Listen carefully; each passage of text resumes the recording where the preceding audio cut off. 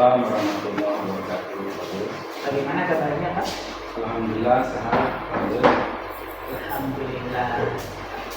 Hari ini Bapak akan melaksanakan praktik coaching ya.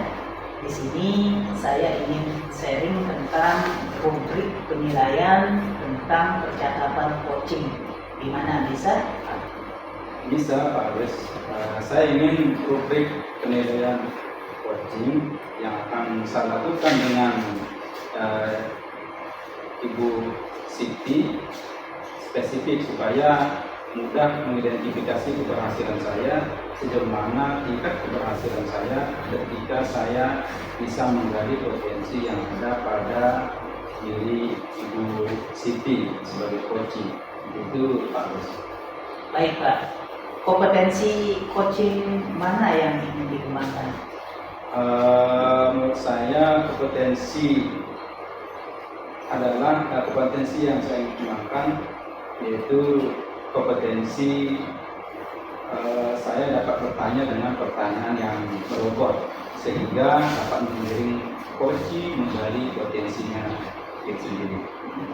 Baik, kompetensi mana yang ingin diobservasi Pak? Kompetensi yang ingin diobservasi adalah bagian identifikasi, karena saya kadang bingung menentukan kata kuncinya. Itu bagus. Berarti bingung menentukan kata kunci ya. Baik, apa indikator tercapaian tujuan yang ingin dicapai Bapak sebagai coach? Saya berharap dapat menggali potensi coaching dengan indikatornya, misalnya Bu Siti bisa mengemukakan ide kreatif, bisa melaksanakan rencana aksinya, serta bisa mengatasi permasalahannya ketika melaksanakan rencana aksi tersebut. Serta coaching dapat mempertanggungjawabkan aksi tersebut. Baiklah, Bapak. Sekarang bisa dimulai ya. Bisa. Warahmatullahi wabarakatuh, Bu Siti. Waalaikumsalam warahmatullahi wabarakatuh. Bagaimana kabarnya Bu Siti hari ini? Alhamdulillah baik Pak, cuman saya ada sedikit permasalahan ini rasanya di kelas yang harus saya selesaikan seperti itu Pak Jul. Oh gitu ya. Ya. Kan tadi kemarin saya lihat Bu Siti saya. Iya Pak Jul. Berarti tujuannya Bu Siti saya kemarin itu yang seperti tadi ya. Ya, karena ada permasalahan yang ingin saya curhatkan ke Bapak. Baik, oke Bu Siti, saat ini mengalami kesulitan apa kira-kira Bu Siti yang dialami Bu Siti? Kan begini Pak Jul, saya kan selaku guru bahasa Indonesia di SMK Negeri 1 Bayan seperti itu, dan saya mengajar di kelas 11. Nah, dengan materi tes prosedur Pak.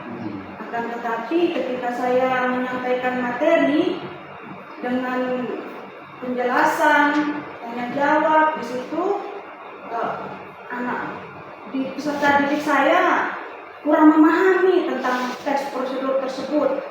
Makanya saya merasa ada kendala begitu, permasalahan yang harus saya selesaikan dengan segera begitu, Pak Jul.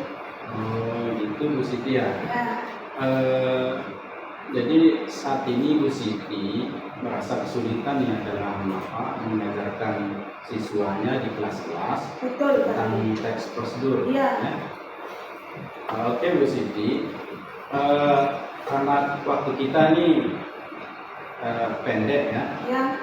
Bu Siti ingin mendapatkan apa ya dari diskusi kita atau percakapan kita pada hari ini? Saya ingin mencari tahu dan bagaimana jalan keluarnya terhadap masalah yang saya hadapi.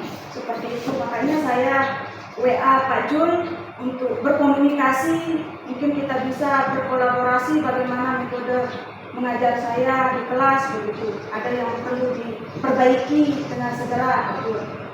Seperti itu. Kalau seperti itu Bu Siti ya. Ya. Berarti apa yang bisa Ibu Siti lakukan ya supaya murid-murid Ibu Siti bisa memahami prosedur yang sudah Ibu Siti ajarkan? Ya, jadi upaya yang saya lakukan Pak, yang pertama adalah saya menerapkan pembelajaran berdiferensiasi seperti itu dan menggunakan metode stop ya untuk mengelola emosi peserta didik saya ketika saat merasa bosan dalam menerima pembelajaran. Itu saya lakukan di pertengahan pembelajaran seperti itu. Dan juga metode mengajar saya ubah. Yang pertamanya adalah saya berceramah terus begitu Pak, mungkin itu yang akan, tetapi saya mengubah metode pembelajaran itu yang semulanya selalu kayak monoton, selalu saya berceramah, selalu didengarkan sama anak, sementara anak-anak tidak bisa berekspresi begitu. Akhirnya saya menggunakan metode penayangan melalui penayangan video Pak, tentang tes prosedur tersebut. Ya, misalnya contohnya nih, tayangan video tentang cara mengaplikasikan komputer begitu, cara menghidupkan komputer seperti itu. Akhirnya dengan langkah-langkah tersebut ternyata ada perubahan begitu terhadap peserta didik saya, yang dimananya yang anak-anak sebagian ada yang kelihatan mengantuk, ada yang kelihatan bosan, ada yang minta izin keluar dengan alasan keluar mau ke kamar mandi seperti itu. Jadi dengan saya menggunakan metode video, pembelajaran melalui video tersebut, jadi anak-anak saya yang biasanya ribut, yang kelihatan ngantuk seperti itu Pak, akhirnya anak-anak kelihatan bersemangat begitu dalam menyaksikan video pembelajaran yang saya tampilkan tentang teks prosedur tadi. Seperti itu Pak, langkah yang saya ubah. Oh, begitu ya, Bu Siti Ya. ya. Menurut Ibu Siti nih, anak-anak yang memahami pelajaran yang Ibu Siti ajarkan, Ibu Siti mau menerapkan pembelajaran yang berdiferensiasi Ya. dan menggunakan metode stop untuk menstabilkan anak-anak emosinya Ya. seperti Ya, kelas, seperti itu. seperti itu. Kira-kira bagaimana caranya Ibu Siti untuk anak itu bisa memahami pelajaran yang sudah Ibu Siti ajarkan, itu tentang teks prosedur ya, selain daripada metode yang tadi Bu Siti sebutkan ini. Yang pertama Pak, saya melakukan asesmen juga terhadap peserta didik saya sesuai dengan kebutuhan belajar mereka.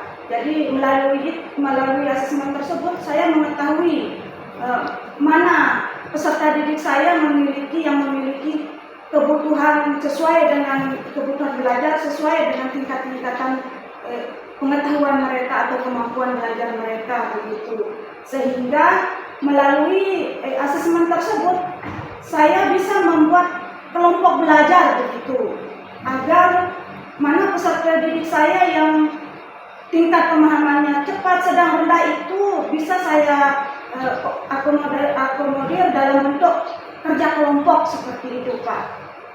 Itu yang saya lakukan. Oke. Sehingga pembelajaran yang saya terapkan di sekolah itu merata begitu.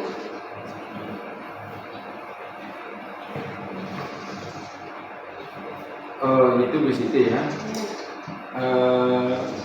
Jadi Bu Siti mau melakukan asesmen awal ya, Ya. untuk mengetahui gaya belajar siswanya di kelas. Sehingga Bu Siti memudahkan untuk menetapkan kebutuhan belajar siswa ya. Iya betul. Terus nih Bu Siti, jadi anak-anak paham ya dalam kegiatan yang Ibu Siti ajarkan ya. Jadi hasil akhir yang Ibu Siti harapkan yang idealnya itu yang bagaimana?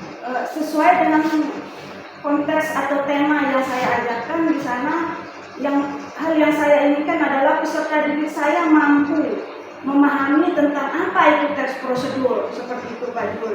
Setelah mereka mampu memahami tentang apa itu teks prosedur, peserta didik saya juga mampu untuk membuat teks prosedur itu berdasarkan langkah-langkah yang sudah ditentukan, seperti itu Pak Jul. Ya. Bu Siti ya. Wah, luar biasa Bu Siti ya. Ya Pak Jul. Oke, jadi menurut Bu Siti tadi kan Bu Siti ini apa namanya sudah mengharapkan Hasil hasil ya sesuai tema yang Ibu Siti ajarkan ya, itu yang Ibu Siti harapkan. Menurut Bu Siti nih, apa yang Ibu Siti lakukan untuk membantu murid-murid Ibu Siti yang berada di level apa namanya level terendah, misalnya terhadap materi yang Ibu Siti sampaikan. Oke. Jadi di sana kan saya sudah dalam pemetaan itu ada 3 kelompok Pak, yang sedang, rendah dan tinggi. Tentunya saya melakukan yang belum memahami sama sekali itu, saya melakukan kolaborasi pembelajaran dengan teman sebayanya, yaitu yang memiliki kemampuan tinggi atau kinestetik seperti itu. Itu kami gabungkan sehingga mereka lebih cepat juga memahami metode atau apa yang mereka dapatkan dari rekan kelompoknya yang memiliki kemampuan tinggi atau kinestetik seperti itu Pak Jul. Kemudian langkah saya yang kedua juga di sana saya akan lebih mengutamakan seperti itu kepada peserta didik saya yang memiliki kemampuan rendah, itu akan lebih membimbing secara aktif itu tentang materi yang mereka belum pahami, seperti itu Pak Jul. Oke, baik Bu Siti. Kalau misalnya nih, kalau siswa Ibu Siti di di level atau kita bilang poin levelnya level 10 lah ya, begitu. Jadi anak-anak yang belum paham yang Ibu Siti ajarkan mengenai teks prosedur itu ya, terus dia belum paham nih sama sekali ya, misalnya sampai di level 1. Nah, sehingga jadi menurut Bu Siti nih, anak-anak di kelas Bu Siti ini kira-kira untuk sementara ini di level berapa Bu Siti? Menurut saya, menurut pengamatan dari hasil pengamatan saya, peserta didik saya yang berada di kelas 11 TKJ ini ya baru nyampe ke level 5 ya Pak Jul. Berada di level 5 seperti itu. Berada di level 5 ya Bu Siti ya. Oke. Jadi menurut Bu Siti, murid-murid Bu Siti ini berada di level 5 ya. Iya Pak Jul. Untuk memahami tentang materi prosedur yang Ibu Siti ajarkan ya. Jadi ini apakah ada kemungkinan nih murid-murid Ibu Siti berada di level 10 nantinya? Kalau berbicara masalah kemungkinan seperti itu, tidak ada yang tidak mungkin Pak, selama kita itu selalu memberikan bimbingan arahan tentang materi yang kita ajarkan begitu. Ada juga yang solusi yang saya akan lakukan, nih Pak, untuk peserta didik saya yang masih berada di level terendah itu, saya akan lebih intens begitu untuk membimbingnya dalam pemahaman materi itu sendiri, seperti itu Pak. Itu Bu Siti ya. Ya. Berarti menurut Bu Siti ini ya, apa yang bisa Bu Siti lakukan ya untuk membantu murid-murid Bu Siti yang berada di level itu dalam memahami memahami teks prosedur yang Bu Siti ajarkan di kelas. Saya akan memberikan sejenis tugas tambahan Pak, seperti pengayaan seperti itu. Untuk pengayaan nanti tugas-tugas tambahan itu akan saya bimbing begitu Pak, secara mandiri dari peserta didik saya yang memiliki level terendah seperti itu Pak. Itu ya Bu Siti ya. Biasa Bu Siti ya. Ya. Jadi menurut Bu Siti apa yang bisa Bu Siti lakukan nih untuk membantu berdiri tadi yang Bu Siti sebutkan tadi ya, itu sangat sudah luar biasa. Ya. Sangat luar biasa. Jadi ide yang Ibu Siti lakukan itu sudah sudah bagus ya, Ibu Siti lakukan. Nah, ini selanjutnya Ibu Siti ya. Jadi apa ukuran keberhasilan rencana aksi Ibu Siti ya yang Ibu Siti akan lakukan nanti intinya rencana aksinya? Oke, rencana aksi yang saya lakukan adalah ketika saya ingin peserta didik saya itu mampu memahami tentang prosedur teks itu sendiri. Kemudian ketika peserta didik saya itu saya menginginkan mereka mampu juga membuat dari teks prosedur, baik itu berupa dalam bentuk teks ataupun sampai tingkatan yang lebih tinggi lagi yaitu dalam bentuk video. Itu membuat teks prosedur itu dalam bentuk video seperti itu Pak. Ya. Jadi rencana aksi Bu Siti itu yaitu menginginkan peserta didik Bu Siti mampu membuat teks prosedur, bahkan sampai nanti dalam bentuk video juga ya. Benar betul ya? Ya. Oke, baik Bu Siti. Jadi menurut Bu Siti nih ya, apakah ada kendala ya dari rencana aksi nyata Ibu Siti? Ya, apakah ada kendala nantinya ketika Ibu Siti menerapkan pembelajaran? Ya, terkait dengan kendala Pak, tentunya setiap apa yang kita kerjakan itu pastilah yang namanya kesulitan-kesulitan itu pasti ada. Akan tetapi kalau saya khususnya di SMK Negeri 1 Bayan ini memiliki rekan kerja itu yang sangat luar biasa Pak, yang penuh keterbukaan. Jadi saya bisa melakukan kolaborasi dengan mereka begitu. Contohnya dalam bentuk penugasan pembuatan video tentang teks prosedur, di sana banyak yang kita butuhkan ya. Contohnya LCD dan lain sebagainya, laptop dan lain sebagainya. Nanti itu kita bisa bekerja sama dengan rekan-rekan yang ada di jurusan PKJ seperti itu Pak. Untuk kita menggunakan alat ya sesuai dengan tema yang kita butuhkan seperti itu Pak. Itu Bu Siti ya? Ya. Luar biasa sekali ya. Ya. Jadi ini Bu Siti ya, menurut Bu Siti nih perlu waktu berapa lama nih untuk menerapkan media-media pembelajaran yang Bu Siti sebutkan tadi ya? Dan apa solusinya gitu kepada materi yang disampaikan? Ya. Kalau masalah waktu ya, berbicara masalah waktu yang dibutuhkan di sini, karena kita di sini adalah sekolah kejuruan, memiliki fasilitas yang lumayan memadai sesuai dengan kebutuhan kita. Ya, insya Allah kalau sekitar 3 sampai 5 hari itu bisa kita selesaikan Pak. Seperti itu. 5 hari. Ya, sekitar 3 sampai 5 hari seperti itu. Terus ini Bu Siti ya, kira-kira adakah orang yang mungkin bisa membantu Ibu Siti untuk mempersiapkan pembelajaran Ibu Siti?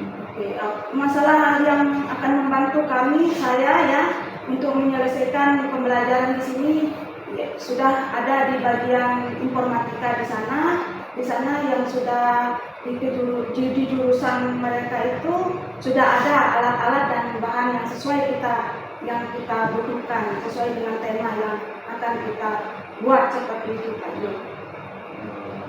Biasa ya Bu Siti ya. Jadi baik, kira-kira nih Bu Siti mau menerapkannya di kelas ya, kapan kira-kira mau diterapkan di kelasnya? Saya akan menerapkan dalam waktu yang dekat ini Pak, insya Allah saya akan berusaha untuk menerapkan dalam waktu yang dekat ini supaya apa yang akan kita pelajari itu keberhasilannya itu cepat kita dapatkan seperti itu. Ya, jadi Bu Siti ini mau menerapkannya waktu dekat. Ya, dalam waktu yang dekat. Waktu dekat kira-kira berapa hari, berapa minggu, berapa bulan? Kira-kira dalam 1 minggu ini. Satu minggu. Iya, dalam 1 minggu ini. Oke, baiklah Bu Siti, kita review sebentar ya. Ya. Jadi hasil diskusi kita kali ini. Jadi apa yang Ibu Siti dapatkan dalam sesi diskusi kita atau perbincangan kita atau diskusi kita kali ini? Oke, yang dapat saya dapatkan yaitu dalam diskusi kita kali ini seperti yang saya harapkan, saya sampai WA Bapak ya untuk dapat rekan untuk bagaimana saya bisa menyelesaikan permasalahan saya seperti itu, dan alhamdulillah semuanya sudah terwujud dan Pak Jul sudah memberikan saya bagaimana saya harus mengeluarkan unek-unek saya, bagaimana saya bisa menyelesaikan permasalahan saya yang harus saya selesaikan yang ada di dalam kelas ya, terutama pada peserta didik saya yang mengalami permasalahan tersebut yaitu di kelas 11 TKJ ya, seperti itu ketika saya menyampaikan materi tentang prosedur tersebut. Wah, luar biasa ya di sini Ya. Kalau begitu Bu Siti, Ya, betul. kita ketemu lagi minggu depan karena Bu Siti sudah menyampaikan dulu. Ya. Itu akan mengaplikasikan seminggu lagi ya. Ya. Saya pengen dengar cerita nih tentang keseruannya juga nanti di dalam kelas Ibu Siti ketika Ibu Siti mengajar atau mempraktikkan solusi itu ya. Baik, jadi Ibu Siti jangan lupa juga untuk menghubungi saya kalau butuh support, butuh dukungan kepada saya. Ya. Tentunya itu yang saya harapkan juga Pak Jul, dukungan, support, karena saya berharap Pak Jul juga bisa membantu saya lah begitu dalam keluar dalam permasalahan ini begitu, seperti apa yang langkah-langkah yang harus saya tempuh ketika berada dalam permasalahan ini seperti itu Pak Jul. Nanti saya akan menginformasikan Bapak sesuai dengan tujuan saya, dengan usaha yang akan saya lakukan, metode yang saya akan lakukan terhadap peserta didik saya yang mendapatkan masalah itu. Nanti saya akan menginformasikan Pak Jul seperti itu. Oke, baik, terima kasih Bu Siti ya. Ya, Pak Jul. Sampai ketemu minggu depan. Ya. Dengan cerita pengalaman inti. Ya. Ya. Ya. Baik, kita kita kali ini bermanfaat. Assalamualaikum warahmatullahi wabarakatuh. Waalaikumsalam warahmatullahi wabarakatuh. Gimana Pak setelah melakukan coaching bersama Bu Siti? Alhamdulillah sudah Pak Gus, tinggal meningkatkan lagi skill saya sebagai coach dengan terus berlatih dan mencari literatur wawasan coach untuk menambah ilmu sebagai bekal coach yang profesional. Sekarang boleh saya menyampaikan hasil pengamatan saya? Silakan boleh. Baik, catatan hasil observasi menurut saya sudah bagus ya. Hanya butuh perbaikan sedikit yang lebih banyak untuk meningkatkan skill dalam menggali potensi yang ada dalam diri coaching, seperti membuat pertanyaan yang berbobot dan terbuka. Baik Pak Agus, terima kasih atas penjelasannya. Ini adalah bahan untuk meningkatkan skill saya dalam meng-coach seorang coaching. Baik Pak, dari diskusi kita hari ini, apa yang Bapak akan lakukan untuk lebih meningkatkan dalam membuat pertanyaan berbobot dan terbuka? Untuk meningkatkan keterampilan dalam pertanyaan berbobot atau membuat pertanyaan berbobot dan terbuka, saya akan mencoba lebih memahami lagi definisi dan ciri-ciri pertanyaan berbobot tersebut dan terbuka, serta berlatih membuat pertanyaan secara rutin. Jadi itu yang akan dikembangkan ya. Kompetensi apa lagi yang akan ingin dikembangkan? Bisa mengidentifikasi sebuah masalah dari seorang dan membuat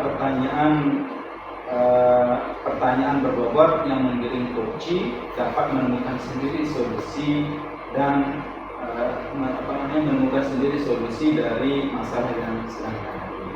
Baik. Jadi selain pertanyaan berbobot juga menemukan solusi ya, solusi terhadap masalah yang dihadapi. Jadi sebelum kita akhiri, saya menginginkan Bapak mengungkapkan pendapat tentang hal apa saja yang Bapak dapat dari kegiatan ini. Baik Pak Gus, jadi kegiatan ini sangat bermanfaat bagi saya untuk meningkatkan kompetensi sebagai guru. Saya mendapatkan pemahaman yang lebih baik tentang proses pembelajaran pengetahuan dan wawasan yang lebih luas, serta keterampilan yang lebih baik dalam membuat pertanyaan berbobot dan terbuka. Saya juga merasa lebih antusias dan termotivasi untuk meningkatkan kompetensi saya, serta memiliki hubungan yang lebih baik dengan sesama guru. Baik, Bapak. Kiranya sudah cukup ya dari saya. Mari kita akhiri perjumpaan kita ini dengan mengucapkan alhamdulillah ya kan. Baik, terima kasih. Assalamualaikum warahmatullahi wabarakatuh. Alhamdulillah, waalaikumsalam warahmatullahi wabarakatuh. Oke.